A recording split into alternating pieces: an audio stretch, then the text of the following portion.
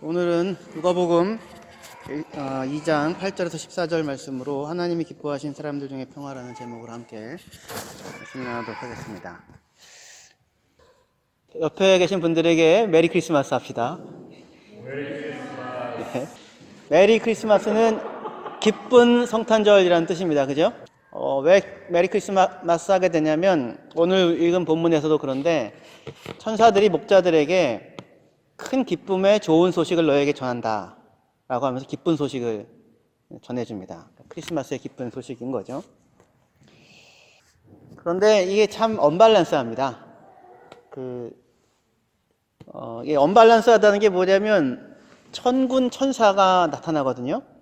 처음에는 천사 한 명이 선 것 같지만 어느새 천군이 하늘에 가득하여서 천군 천사들이 어마어마한 찬송을 부릅니다. 하늘에는 높은 곳에는 하나님께 영광, 땅에는 그의 기뻐하심을 입은 자들 가운데 평화. 이렇게요.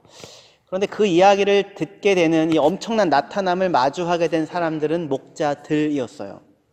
몇 명이나 됐을까요? 한 수백 명 됐을까요? 그러지 않았겠죠. 밤에 양떼를 지키고 있으니까 몇 명 있었을 겁니다. 그죠? 이게 언밸런스하다는 게 엄청난 천군 천사가 나타나서 온 하늘과 우주가 울리는 찬양을 하는데 그 소식을 전해 들은 사람들은, 목자들은 굉장히 소수의 사람들인 거예요. 그죠? 하나님이 행하시는 일이 좀 우리가 일상적으로 생각하는 것과는 좀 차이가 많은 것 같습니다. 지난주에도 하나님의 소통 방식이 우리와는 좀 달라서 버겁다 그렇게 이야기를 했잖아요. 임마누엘 약속을 700년 전에 주시고는 약속이라고 주시고 사실은 그 13년 후에 일어날 일인데 5년 안에 일어난다 이런 식으로 해서 우리 정작 그 현실을 살아가는 우리들한테는 좀 버거울 수 있는 이런 방식으로 하나님께서 말씀을 하시지요. 50살짜리 아빠가 5살짜리 아이한테 그 아이가 이번 크리스마스에는 꼭 자전거를 새로 받고 싶었는데 선물을 못 받았습니다. 그리고 내년도에 1년 뒤에 내가 너에게 자전거를 꼭 선물해 줄게 라고 얘기하면 50살짜리 아빠에게는 내년도 1년이 인생의 50분의 1이잖아요. 근데 그 아이 5살짜리 아이한테는 자기 인생의 5분의 1에 해당되는 겁니다. 그리고 기억 속으로 생각하면 이거는 정말 지금까지 살아온 시간만큼 살아야 선물을 받게 되는 거죠. 시간에 대한 감각이 다르니까, 살아온 그게 다르니까 이게 똑같은 1년이지만 아빠와 아이가 다르게 느껴지잖아요. 그런데 하나님은 영원이시잖아요. 그러니까 조금 있으면 찾아올게, 곧 너를 구원할게, 하나님이 곧 조금 있으면 이렇게 얘기를 했는데 우리한테는 그 곧 조금 있으면이 어마어마하게 길게 느껴질 수도 있는 거예요. 우리한테는 그게 어쩌면 평생처럼 느껴질 수도 있는, 아니 평생이기도 한 그런 기간일 수도 있다고요. 왜냐하면 하나님은 영원이신 분이시니까. 그죠? 근데 하나님이 영원이신 분이신데 그분이 성탄절에 아이로 태어나셨어요. 그래서 시간 속으로 들어오셨습니다. 시간 속으로 들어오셔서 실제로 시간을 살아내시죠. 그죠? 민기가 지금 6살이거든요. 이제 1년만 지나면 1년이 아니라 6개월 정도 좀 더 지나면 이제 학교를 갑니다. 드디어. 그 애들을 학교로 보내면은요, 이제 부모로서의 큰 일이 끝납니다.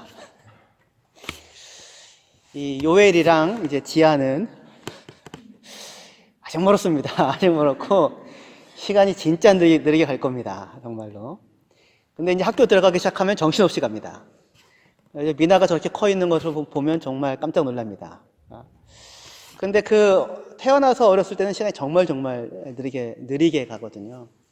근데 예수님이 뭐로 태어나냐면 아이로 태어나셨다고요. 그러니까 예수님에게도 예수님의 부모들에게도 시간은 똑같이 느리게 갔을 거예요. 예수님은 태어나셔서 안 우셨을까요? 우셨겠죠. 그죠? 똥 싸고 오줌 싸고 울고. 예수님은 잔병치레를 안 하셨을까요? 잔병치레를 당연히 했겠죠. 그죠? 시간을 살고 똑같은 인간이 되어서 우리와 함께 삶을 살아내시는 분으로 임마누엘, 하나님이 우리와 함께 하신다, 이렇게 말씀을 하고 계세요. 태어나셨고요, 자랐고요, 성인이 되었고요. 그리고 예수님은 우리보다 훨씬 일찍 돌아가셨어요. 그죠? 33세 정도에 죽었어요. 아직 아무도 죽음을 겪어보진 않았죠? 그죠? 죽음까지 겪으셨어요. 그리고 아직 아무도, 어떠한 인간도 겪어보지 못한 부활이라고 하는 것을 가장 먼저 겪으셨어요. 시간 속으로 들어오셔서 아이가 되고 자라고, 그 지나지 않을 것 같은 시간을 지나고 성인이 되고 죽고, 그리고 모든 사람들 가운데 가장 먼저 첫 열매로 부활하셨어요. 다 겪어내시고 경험하셨어요. 하나님이 우리와 함께 하신다라고 그렇게 하나님께서 우리에게 약속하시는데, 임마누엘인데, 임마누엘은 700년 전 약속으로 주어졌으니까 어떻게 보면 영원 속에 계시는 하나님의 너무나도 큰 스케일이잖아요. 그런데 동시에 그 임마누엘은 아이로 태어나셔서 우리와 함께 계셔서 우리의 삶을 다 겪어가신다고 하는 면에서 우리의 삶에 아주 밀접하게 들어와 있죠. 그죠? 그런데 이 두 가지가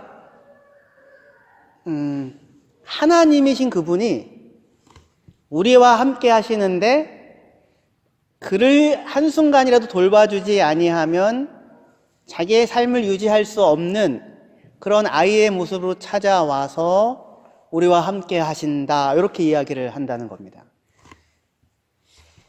예수님은 이 땅에 오셔서 많은 병자들도 고치고 기적도 나타내시고 이적도 나타내셨잖아요. 그죠? 그러니까 예수님은 정말 그런 의미에서 하나님이시니까 어려움도 없고 문제도 없고 아픔도 없고 슬픔도 없을 것처럼 생각할 수도 있겠지만 아니셨죠, 예수님도. 그죠? 그리고 예수님이 오셔서 이 땅에서 많은 사람들 병자도 고쳐주시고 기적도 일으키시고 죽은 자도 살리시고 했잖아요. 그럼 하나님의 능력으로 와 계신 것인데, 하지만 죽었던 나사로를 살렸을 때 나사로는 안 죽었습니까? 죽었죠. 그도 소경 바디메오 눈을 뜨게 했어요. 나중에 나이가 많이 들었습니다. 소경 바디메오에는 노안이 안 왔을까요? 노안이 왔겠죠. 그리고 아마 시력이 약해졌을 거예요. 다 예수님을 만나서 기적과 구원을 경험한 모든 사람들, 그 누구도 태어나서 어린 아이로서의 시간을 보내고 장성하고 나이가 들고 약해지고 그리고 병들고 마침내 죽는 이 과정에 예외가 된 사람은 아무도 없었어요. 그렇죠?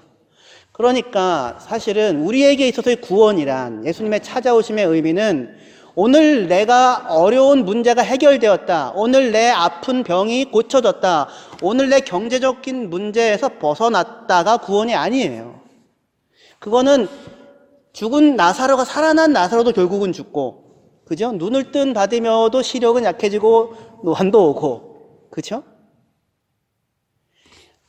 예수님께서 하나님의 능력을 가지고 와 있다라고 하는 것이 우리에게 그 구원이 아니라, 그게 아니라 하나님이신 그분이 어떠한 모습으로 와 있냐면 우리랑 똑같이 태어나셔서, 오늘 태어나셨다면, 오늘 태어났다고 하지 말고 가서 봐. 지아가 지금 2살 어떻게 되죠?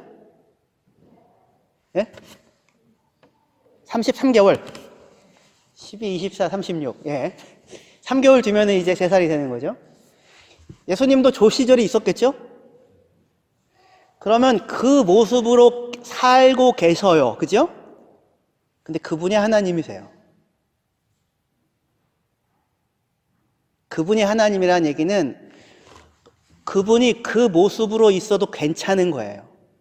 우리는 환경과 조건과 상황이 변화되고 달라지기를 원하잖아요. 근데 그게 변화되고 달라졌다고 구원이 아니라 그건 일순간이고, 하나님이 나를 사랑하시는구나, 하나님은 그런 능력이 있구나라고 하는 것을 경험하는 중요한 경험이고 통로이긴 하지만 하지만 모든 인간들은 결국 태어났고 성장하고 죽는 요 일들을 살아가게 되잖아요. 그렇죠?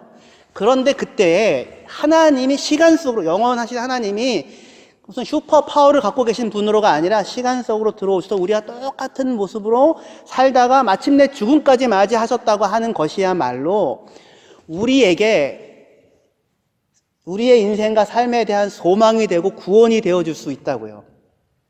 어떻게 그럴 수 있는가? 먼저는 하나님께서, 우리 본문을 잠깐 볼게요. 누가복음 2장 10절 같이 읽겠습니다. 시작. 천사가 이르되 무서워하지 말라. 보라, 내가 온 백성에게 미칠 큰 기쁨의 좋은 소식을 너희에게 전하노라. 무서워하지 말라, 이렇게 얘기해요. 무서워하지 말라. 마리아에게도 나타나서 천사가 하는 얘기가 무서워하지 말라죠. 요셉에게 나타나서도 천사가 하는 얘기가 무서워하지 말라죠. 예수님이 바디메에게도 무서워하지 말라. 12년 동안 혈루증 앓던 여인에게도 무서워하지 말라. 중풍병자에게도 무서워하지 말라. 풍랑이 있는 바다에서 두려워하는 제자들에게도 무서워하지 말라. 목자들에게도 무서워하지 말라. 두려워하지 마라. 용기를 가져라. 똑같이 얘기를 해요. 그죠? 우리에게 주는 똑같은 얘기인데, 그러면서, 14절. 2장 14절 같이 읽겠습니다. 시작. 지극히 높은 곳에서는 하나님께 영광이요. 기뻐하시는 사람들 중에 평화로다 하니라. 이렇게 얘기를 합니다. 지극히 높은 곳에서는 하나님께 영광이고, 땅에서는 하나님이 기뻐하시는 사람들 중에 평화다. 이렇게 얘기해요. 근데 지금 하나님이 기뻐하시는 사람들 가운데 평화라고 했는데, 하나님이 누구를 기뻐하느냐면, 어떤 사람을 기뻐하는지에 대한 누가복음의 첫 번째 하나님이 기뻐하는 사람들의 모습은 누구였냐면 목자들이었어요. 여기서. 근데 그때 당시의 목자들은 당시 사회에서 천시받는 직업군이었어요. 가장 인간이 마지막으로 선택해도 되는 직업이 목자였었어요. 여호와는 나의 목자시니 내게 부족함이 없으리라, 이런 좋은 상징도 있지만 현실에서 목자들은 그러지 못했어요. 그러니까 사실은 이 사람들은 누군가가 기뻐하는 대상들이 아니에요. 누군가가 오히려 멸시하고 천시하는 사람들이에요. 그런데 하나님이 오셔서 이 사람들에게 천군 천사가 다 동원돼요. 그죠? 어마어마한 경험을 이 사람들만 했어요. 다른 모든 사람들은 이 사람들이 전해준 얘기를 들었을 뿐이에요. 그죠? 이 인류 역사상 오고 왔던 어떠한 사람들 가운데 오직 이 몇 사람의 천시받던 목자들만이 하늘이 열리고 천군 천사가 하나님을 찬양하는 모습을 듣게 돼요. 구주 탄생의 복된 소식을 듣게 되어지죠. 하나님이 기뻐하시는 사람들이 누구였냐면 바로 그런 사람들이었어요. 그러니까 자기에게 이 소식이 전해질 만한 이유를 스스로 꼽을 수 없는 사람들. 보통은 부유하고 배우고 성공하고 높고 잘 나가는 사람들이 이러한 그 소식을 전하는 데에 어울리는 사람들이다라고 생각할 수 있잖아요. 그런데 하나님이 선택하신, 하나님이 기뻐하신 사람들의 모습은 그렇지 않았어요. 이어서 하나님께서 기뻐하시는 사람들이라고 이야기하는 사람들이 누가복음에 2명이 등장을 해요. 둘 다 노인이에요. 그림을 보여주세요. 아이를 안고 있는 할아버지가 있죠? 저 할아버지 이름이 뭘까요? 시몬이에요. 시므온이라고 우리 성경은 돼 있어요. 시므온. 근데 시몬이나 뭐 똑같은 얘기예요. 시므온. 근데 할아버지 옆에 할머니도 있죠? 아닌가요?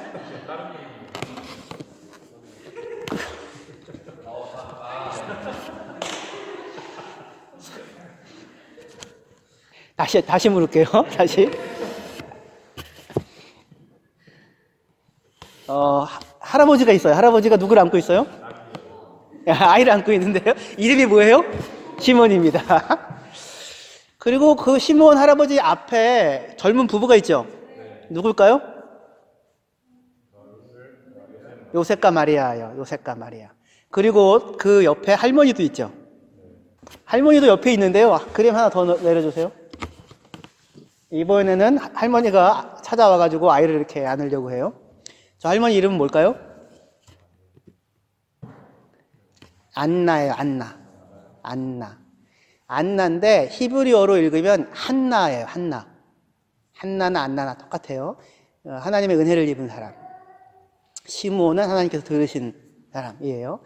이 두 사람이 아기 예수를 안고 있어요. 예수님은 이때 태어난 지 40일 됐어요.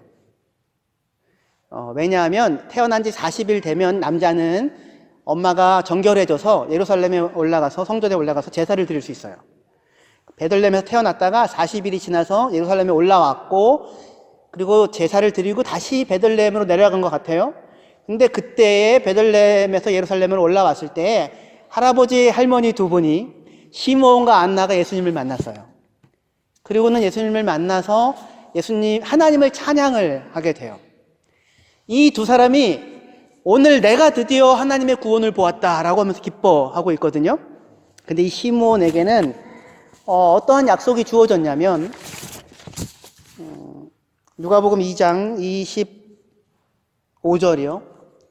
예루살렘에 시므온이라 하는 사람이 있으니 이 사람은 의롭고 경건하여 이스라엘의 위로를 기다리는 자라. 성령이 그 위에 계시더라. 그가 주의 그리스도를 보기 전에는 죽지 아니하리라 하는 성령의 지시를 받았더니 성령의 감동으로 성전에 들어가매 마침 부모가 율법의 관례대로 행하고자 하여 그 아기 예수를 데리고 오는지라. 시므온이 아기를 안고 하나님을 찬송하여 이르되 주제여 이제는 말씀하신 대로 종을 평안히 놓아주시는도다. 평안히 놓아주시는도다 라는 얘기는 이제 죽어도 여한이 없다 얘기입니다. 죽어도 여한이 없다. 왜 그러냐면 무슨 얘기를 받았냐면 시므온이 네가 그리스도를 보기 전에는 죽지 않을 거야 이런 약속을 들었어요. 이 약속을 언제 들었을까요?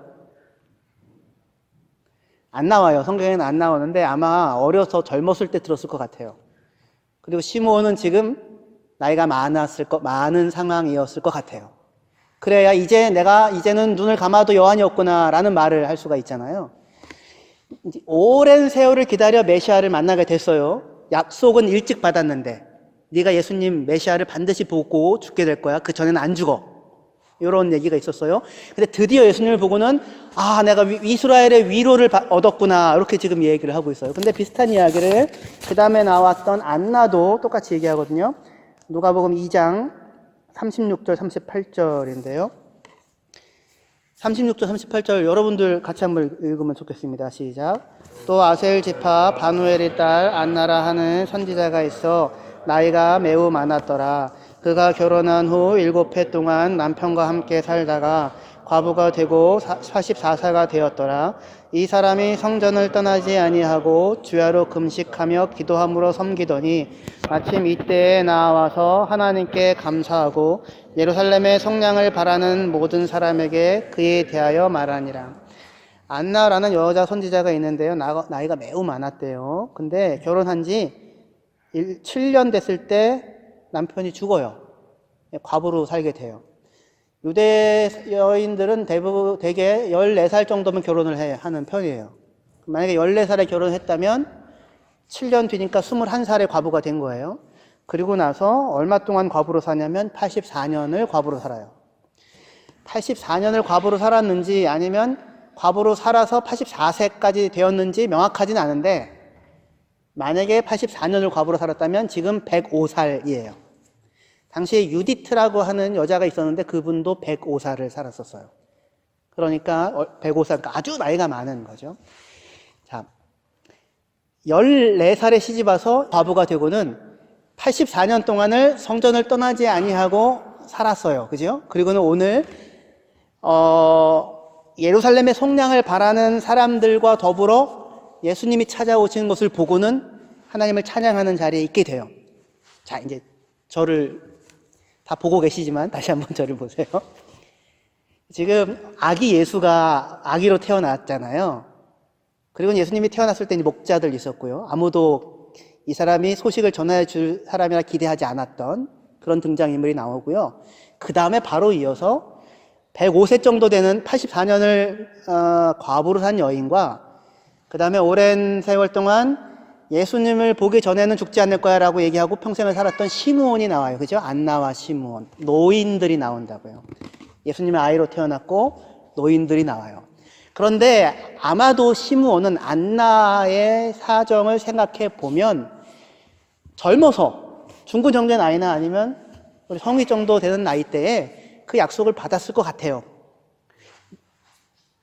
네가 죽기 전에 반드시 메시아를 보고 죽을 거라고. 너는 반드시 네 인생 가운데 예수님을 만날 거라고. 반드시 네 인생 가운데 구원을 체험할 거라고. 하나님의 위로를 경험할 거라고 약속을 받아요. 성령을 통하여. 얼마나 기쁘겠어요? 그죠? 얼마나 기대가 되겠어요? 그런데 얼마의 시간이 지나냐면 안나 같은 경우에는 80년 정도의 시간이 성전에서 과부로 살면서 기다리는 시간을 살아내더라는 거예요.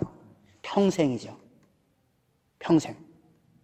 그러니까 하나님이 구원하신다, 위로하신다, 성량하신다는 약속을 받았는데 이게 하나님의 소통 방식이 영원이시니까 이 양반이 곧 있으면 내가 올 거야. 곧 있으면 구원할 거야. 곧 있으면 하나님의 통치가 완전히 너희 가운데 이루어질 거야. 하나님은 이런 식으로 얘기를 하시는 거예요. 그런데 안나와 시므온에게는 그게 뭐예요? 평생인 거예요. 평생.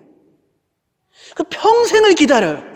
평생을 갈망해요. 하나님의 위로를, 하나님의 구원을. 약속은 이미 받아놨어요. 약속은 이미 내 안에 있어요. 그런데 그 곧, 금방, 오래지 않아. 분명히, 확실히 라고 얘기한 그 이야기는 평생이 걸리더라고요. 그 약속을 믿고 평생을 노인이 되기까지 살아내요. 그리고 아기로 오신 예수를 만납니다. 성탄을 맞아서 우리도 예수님은 이미 찾아오셨고 우리는 구원을 받은 하나님의 자녀들이 되었잖아요. 그런데 우리가 살아가는 사실은 인생은 평생을 사는 기간 가운데 그 온전한 구원, 온전한 위로, 온전한 속량이라고 하는 것을 여전히 소망하고 여전히 기다리고 여전히 바라며 살아가고 있는 오늘인 것 같아요.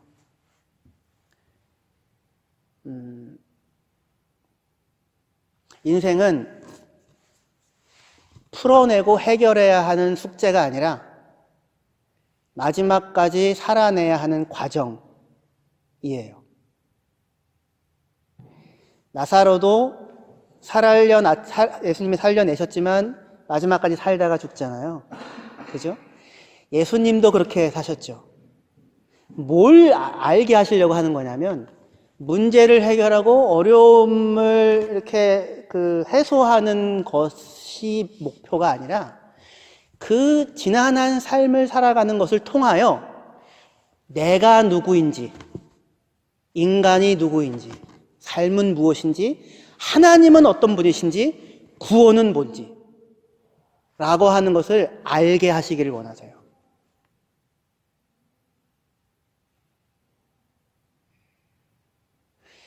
환경과 조건과 상황과 관계에서 구원을 받아야 하는 게 아니라 내 안에 있는 나를 붙잡고 있는 죄로부터 구원을 받아야 해요. 하나님은 평생 동안 이것을 우리 삶 가운데서 다루어 가실 거예요. 그런데 그 하나님이 그 성탄을 맞아서 예수 어린 아이의 모습으로 찾아와서 우리와 똑같이 삶을 살아가셨어요. 질병도 겪고 고통도 겪고 배신도 당하고 배고픔도 겪고 난관도 겪고 도전도 하고 성공도 하고 기쁨도 누리고 그죠? 여러 가지를 겪어 가시면서 살아가셨어요. 그분이 하나님이세요. 그러니까 오늘 우리가 겪는 오늘 삶에 대해서 똑같이 얘기하실 수 있는 거예요. 두려워하지 말라고, 염려하지 말라고, 하나님이 너와 함께 한다고. 우리는 이제 저기 마지막 결론을 내릴게요. 우리는 우리의 연약함이 강함이 되어지는 것이 구원이라고 생각할지 모르지만 그렇지 않아요.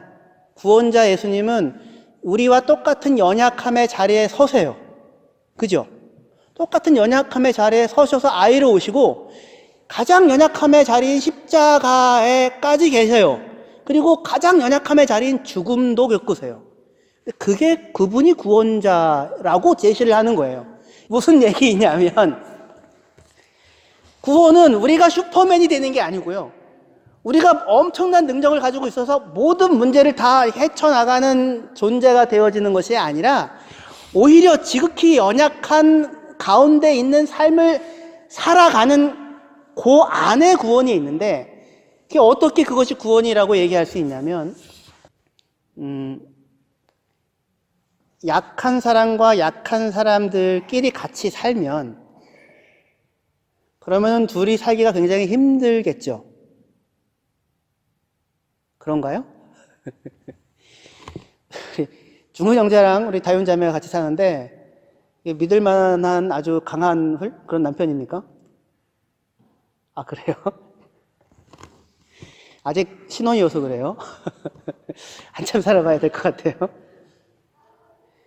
인생의 짐입니다. 인생의 짐입니다. 내가 저 사람까지 감당하고 살아야 되나 이렇게 됩니다. 우리 중국 형제에게는 안 물어볼게요. 연약한 사람과 연약한 사람에서 살면 서로가 서로에게 짐을 떠넘기느라 지옥 같은 삶이 될 수도 있어요. 그런데 연약한 사람과 연약한 사람들이 살 때 서로가 서로의 연약함을 공감해주면 그 연약함이 오히려 나 때문에 더 어려움을 겪고 있다고 하는 것으로 불쌍히 여기고 안타까운 마음이 생기면 그러면 그 연약함 덕분에 강한 사람도 견뎌낼 수 없는 힘을 서로가 서로에게 제공해주며 살아갈 수 있어요. 저희 아버지가 암 4기 선고를 받으셨었어요. 그리고는 2년을 그래도 사셨어요. 3개월 시한부 선고를 받았는데 2년을 더 사셨어요. 근데 저는 그 기간 동안에 독일에 나와 있었습니다. 독일에 나온 지 1년 만에 아버님이 몸 상태가 굉장히 안 좋아지셔서 한국으로 급히 들어갔어요. 한국에 들어가서 1년 동안 아버지 병실에서 같이 먹고 자고 살았어요. 1년이 아니라 한 달 동안.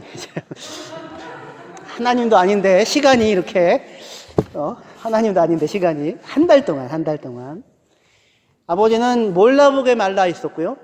깜짝 놀랐어요. 1년 만에 봤는데 깜짝 놀랐어요. 몰라보게 말라 있었고 저는 그 옆에서 한국에는 병실에서 쪽잠을 잘 수 있잖아요. 보호자 침대에서 서로 엄마랑 제 아내랑 돌아가면서 하긴 했지만 거의 한 달 내내 아버지랑 같이 시간을 보냈어요. 암병동 환자예요. 그러니까 다 암 환자들인 거예요. 근데 저는 그 한 달 동안의 기간이 너무 마음의 따뜻함과 여기가 천국 아닌가라는 생각을 가지고 지낼 수 있었어요. 왜냐하면 거기에 있는 환자들이 서로가 서로를 배려해요. 폐암 환자가 계셨는데 밤새 기침을 해요.